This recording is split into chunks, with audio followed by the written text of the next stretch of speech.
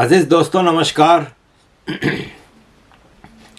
अजीज़ दोस्तों, पाकिस्तान ने अपनी फॉरेन अफेयर्स में कुछ तब्दीली की है। पाकिस्तान के additional secretary foreign affairs Rizwan Saeed Sheikh को अमेरिका में पाकिस्तान का सफ़ीर बनाया गया है। इस वक्त अमेरिका में पाकिस्तान का एम्बेसडर है मसूद खान। ये मसूद खान बहुत पहुंची हुई चीज़ है। जब मैं 96 में जिनीवा गया था यूनाइटेड नेशंस का सेशन अटेंड करने, तो ये मसूद खान ने मुझसे वहाँ पे लॉबी में कांटेक्ट किया और मुझे कहा आपके साथ कॉफ़ी पीनी है। उस वक्त हम बहुत ज़्यादा एक्टिवली लॉबी करते थे MQM के लिए अगेंस्ट पाकिस्तान आर्मी। तो कॉफ़ी पीने बैठे तो इसने कहा मेरा नाम मसूद खान है और मैं वॉशिंगटन का कौंसल जनरल हूँ पाकिस्तान का। और ज़ाहिर है आप समझ सकते हैं कि प्योर ISI बंदा है तो क्या बात की होगी और क्या जवाब सुना होगा, ये भी आप मुझसे जो उम्मीद रखते हैं। तो खैर, इसके बाद पता चला कि ये अमेरिका में पाकिस्तान का एम्बेसडर हो गया, फिर ये इंडिया में पाकिस्तान का एम्बेसडर रहा, फिर ये चाइना में पाकिस्तान का एम्बेसडर रहा, फिर सेक्रेटरी फॉरेन अफेयर्स रहा, फिर इसको POK का प्रेसिडेंट बनाया गया, फिर इसको वापस अमेरिका एम्बेसडर बना के भेजा है। ये प्योर ISI का एक ख़ास बंदा है जो कि ख़ास जगहों पे अपॉइंट किया जाता है। मैं ज़ाहिर है इससे मिला हूँ, इससे बातचीत की है, फिर ये जिनीवा बाद में भी कई बार आता रहा है।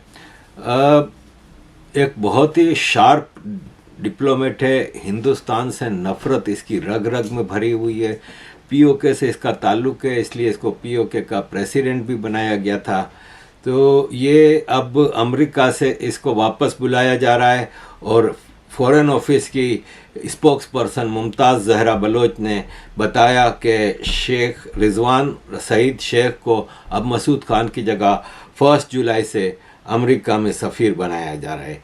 मसूद खान ने अपने आखिरी दिनों में अमेरिकी फॉरेन ऑफिस से और मिनिस्ट्री ऑफ डिफेंस से कांटेक्ट किया, पेंटागन से, और उनसे कहा कि अब पाकिस्तान ने ऑपरेशन अज़्म इस्तेहकाम शुरू किया है तो उसकी कामयाबी के लिए हमें मदद की जाए। छोटे हथियार और लेटेस्ट इक्विपमेंट्स जो कि सर्वेलेंस और उसके लिए इस्तेमाल होते हैं वो हमें दिए जाएं ताकि हम टेररिज्म के नेटवर्क को ख़त्म कर सकें। अजीज़ दोस्तों, आपको अच्छी तरह पता है कि टेररिज्म का नेटवर्क पाकिस्तान आर्मी की सरबराही में चलता है। आप किसी और के लिए खड्डा खोदेंगे, आप इसमें लाजमी गिरेंगे।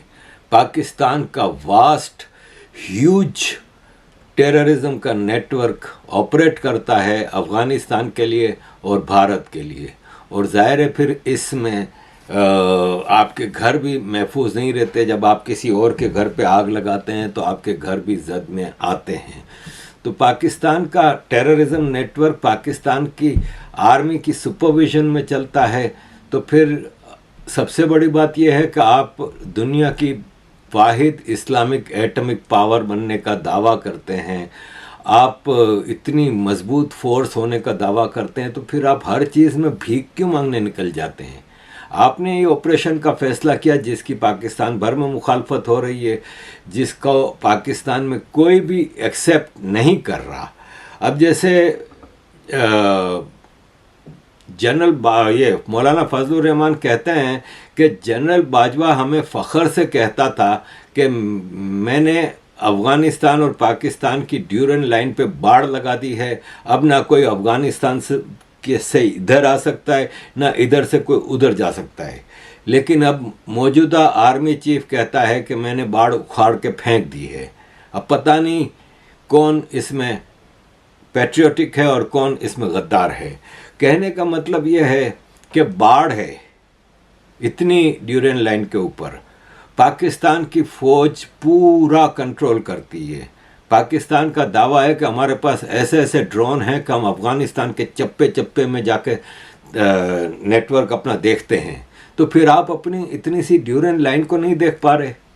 जाहिर है इसमें कमी आपके अंदर है और आपके अंदर ही मसला है। ये एहसानुल्लाह एहसान टीटीपी का एक्स स्पोक्स पर्सन जिसने 50 बम धमाकों की आर्मी पब्लिक स्कूल की रिस्पॉन्सिबिलिटी कबूल की थी, ये गिरफ्तार होता है। गिरफ्तार होने के बाद आईएसआई की कैद से भाग जाता है और कहता है कि हमें लिस्ट दी जाती थी आईएसआई की तरफ से। तो आपके अपने अंदर मसले हैं, आप बाहर ढूंढने की कोशिश ना करें। अजीज़ दोस्तों, अभी जैसे आपको पता है कि अमेरिका की कांग्रेस में पाकिस्तान के इलेक्शन के हवाले से एक रेजोल्यूशन पास हुआ था, जिस पे मैं आपको पिछली वीडियो में बता चुका हूँ। ये मेजर गौरव आर्या जी हैं जो आपको 2 मिनट में इसकी थोड़ी सी डिटेल बताते हैं। पाकिस्तान ने एक तरफ धमकी दी अमेरिका को, बड़ी सॉलिड धमकी दी है। सुना है कि कई अमेरिकन की जान चली गई, हंस हंस के लोटपोट होकर अपनी कुर्सियों से गिर गए, उनकी जान चली गई। अमेरिका को धमकी मिली है पाकिस्तान से कि तुम अपना चुनाव देखो, तुम अपने ऊपर इन्वेस्टिगेट करो। तुम हमें बोल रहे हो, तुमने द पाकिस्तान को बोला है। You know, the only one Muslim atomic power in the world. अच्छा, पाकिस्तानीज ना खुद से बड़ा इंप्रेस रहते हैं दोस्तों। They have this habit, they are very impressed with themselves and nobody has found out ever why in God's name are they impressed with themselves. But हाँ, इन लोगों ने काफी कुछ बोला है कि यू नो अमेरिका को ये करना चाहिए और अमेरिका को हमारे इलेक्शंस के ऊपर अमेरिका बात ना करे। लेकिन अमेरिका जो है अपने अंदर झांक के देखे, अपने गरेबान में झांक के देखे, फलाना ढिमका ये देखिए पास कर दिया resolution opposing the US call for election probe in the country. अपनी पार्लियामेंट, इनकी 2 टके की 2 कौड़ी की पार्लियामेंट, जिसको इनका आर्मी चीफ अपने जूते की नोक पे रखता है, उस पार्लियामेंट को। और मैं ऐसा कोई पाकिस्तानी बुरा ना माने, ठीक है। अगर आपकी दिलाजारी हुई है तो यही मेरा इरादा था कि आपकी दिलाजारी हो, क्योंकि आप इसी लायक हैं। आपकी पार्लियामेंट को जब चाहे कोई मिलिट्री डिक्टेटर ठुक्कर मार के आगे निकल जाता है। उस पार्लियामेंट ने रेजोल्यूशन पास करा है, जबरदस्त रेजोल्यूशन। और रेजोल्यूशन दोस्तों ये है कि साहब ये गलत चीज है और आप हमारे इलेक्शन को डाउट कर रहे हैं और ये पाकिस्तान की इंटेग्रिटी का इंटेग्रिटी तो है ही नहीं पाकिस्तान में, इंटेग्रिटी तो है ही नहीं। ना इज्जत है, ना वकार है, ना गैरत है तो कुछ भी नहीं कर। एनीवे, अच्छा, तो इन्होंने पहले आंखें दिखाई। ये टिपिकल पाकिस्तानियों की आदत है। मैं आपको बताता हूं, जैसे ही उन्होंने आंख दिखाई 24 घंटे के अंदर, और ये बात हम करीब 1-2 वीडियोस में डिस्कस कर चुके हैं पहले, तो ये नई खबर क्या है। पहले उन्होंने आंख दिखाई अमेरिका को, तुम्हारी हिम्मत कैसे हुई, ऐसे ना एक भाव ऊपर करके, तुम्हारी हिम्मत कैसे हुई, हम तुम्हें मार देंगे, हम ये कर देंगे, हम पाकिस्तान है, हम ये। दूसरे हाथ से फट से इन्होंने भीख मांग ली। अब आप ये देख रहे हैं अजीज दोस्तों, अफगानिस्तान से मामला पाकिस्तान को भारी पड़ गया है। देखें, अफगानिस्तान के जो प्रोविंशियल इंटेलिजेंस चीफ है ना, मुल्ला सुलेमान, उन्होंने अपने डेस्क पे ये प्लास्टिक का एक अफगानिस्तान का नक्शा लगाया है। ये ग्रेटर अफगानिस्तान है और इसमें बलूचिस्तान पूरा तकरीबन अफगानिस्तान में दिखाया गया है। केपी का काफ़ी हद तक हिस्सा अफगानिस्तान में दिखाया गया है। जैसे केपी के इलाके हैं डेरा इस्माइल खान, डेरा गाजी खान, कोहाट, मर्दान, मैंगोर, नूरिस्तान, ये सब अफगानिस्तान में दिखाए गए हैं। जबकि कोयटा, गवादर और ये सब बलूचिस्तान के जो इलाके हैं वो भी अफगानिस्तान में दिखाए गए हैं। इसके अलावा अफ़गानिस्तान ने काबुल में जगह जगह ये पोस्टर लगाए हैं, इसमें भी ये नया नक्शा अफ़गानिस्तान का है। पाकिस्तान आर्मी अगर अफ़गानिस्तान में कुछ भी करेगी ना, तो मैं आपको गारंटी के साथ कहता हूँ कि पाकिस्तान को बहुत महंगा पड़ेगा। ये तालिबान हैं, 1992 में तालिबान बनी है। आज 32 साल से ये लगातार जंग कर रहे हैं। ये आपकी तरह शाम को आर्मी मेस में बैठ के विस्की के गिलास खनखनाते हुए बकवास नहीं करते हो, ये साजिशें नहीं करते। ये सिविलियंस के बच्चों को बम बांध के टेररिज्म करने के लिए, प्रॉक्सी वार लड़ने के लिए नहीं भेजते, ये बाकायदा जंग कर रहे हैं। ये पथरीली ज़मीन पे चादर बिछा के सोने वाले लोग हैं।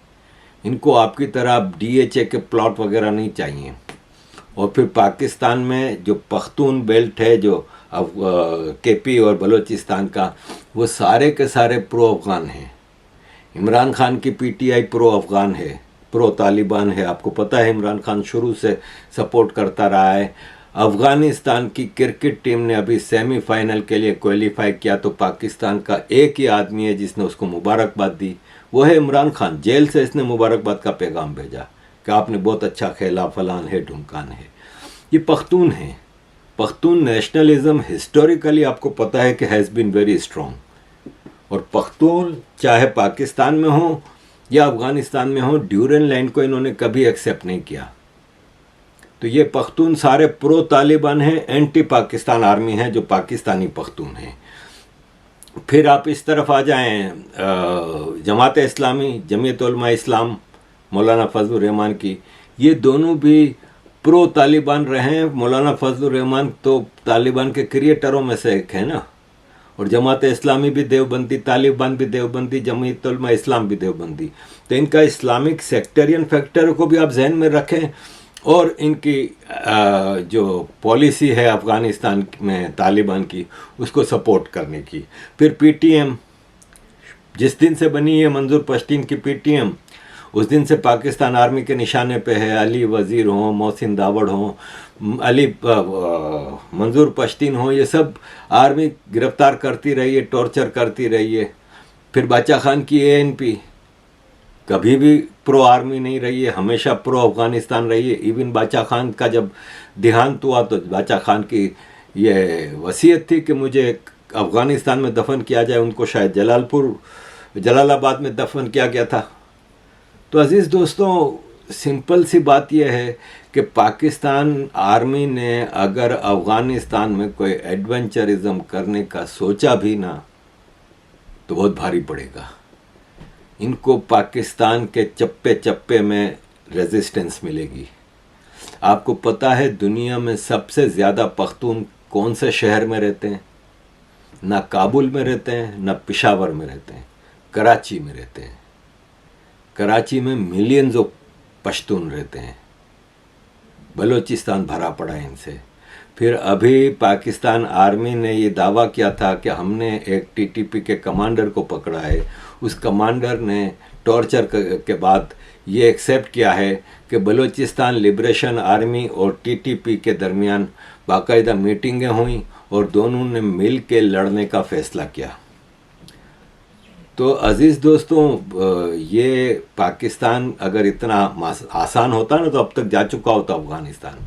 वो एक अंधेरे में एक हमला कर दिया, अब करे तो फिर अफ़गानिस्तान के तालिबान जो अभी पाकिस्तान की ये बाढ़ लगी हुई ड्यूरेंट लाइन पे घुस घुस के आ रहे हैं, तो आप सोचें जब हज़ारों लाखों में आएंगे तो क्या होगा। आपने लाखों अफ़गान रेफ्यूजीज़ को पाकिस्तान से ज़बरदस्ती डिपोर्ट किया, इनको बेघर किया। वो आज भी वहाँ पे टेंटों में रह रहे हैं, सड़कों पे हैं। इतनी गर्मी हो कि सर्दी हो, उनके ख़ानदान के ख़ानदान आपने उजाड़ दिए जो कि कई कई सालों से, कई कई दशकों से इधर रह रहे थे पाकिस्तान में, उनको आपने भेजा है। वो आपसे मोहब्बत नहीं करेंगे। फिर जब इतनी तबाहाल इनकी ज़िंदगी है तो वो आएंगे इधर आपको मारने के लिए। तो अज़ीज़ दोस्तों, पाकिस्तान इंडिया को तो भूल जाए, अफ़गानिस्तान इनको भारी पड़ गया है, क्योंकि इंडिया तो बिल्कुल इंटरेस्टेड नहीं है। कि एक मिसाल है कि एक आदमी है, उसने ज़िंदगी भर आपके साथ दुश्मनी की है, आपको नुकसान पहुंचाने की कोशिश की है, आपने इसको दरगुजर किया, आपने कहा छोड़ो। अब आपको लोग पूछ रहे हैं कि यार अब वो मर रहा है, उसको ख़तरनाक कोई बीमारी लग गई है, वो मरने वाला है, तो इसको ख़त्म करो। तो वो आदमी कहता है भाई साहब जब वो खुद ही मर रहा है तो मुझे मारने की क्या ज़रूरत है।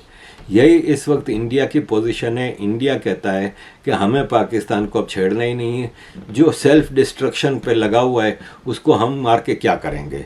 तो अज़ीज़ दोस्तों, अफ़गानिस्तान का मामला बहुत ख़तरनाक हो गया है, और अगर कोई ऐसा बिहाइंड द सीन चीज़ें चल रही हैं जिसमें ये सुना है, और मुझे कई बलोच दोस्तों ने कंफर्म भी किया है कि Chinese authorities, Chinese communist party के लोग बलोचों से नेगोशिएशंस कर रहे हैं कि आप हमें सेफ पैसेज दें बलूचिस्तान में, ग्वादर में आप हमारी इंस्टॉलेशंस को, हमारे लोगों को जो वहाँ पे काम कर रहे हैं उनको नहीं मारें, तो हम आपकी मदद करेंगे, आपको इन रिसोर्सेज में से हिस्सा देंगे वगैरह वगैरह। और बलोच भी इंटरेस्टेड हैं कि अगर चाइना पाकिस्तान से डील करके सारे फ़ायदे उठा रहा है तो हमारे रिसोर्सेज पे तो हम उनसे डील कर लें। तो उनकी भी बातचीत चल रही है, बलोच और टीटीपी की बातचीत चल रही है।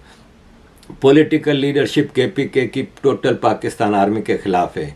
पाकिस्तान की आर्मी के लोगों को जगह जगह रेजिस्टेंस का सामना है। केपी में ऑपरेशन करने का ये सोच भी नहीं सकते।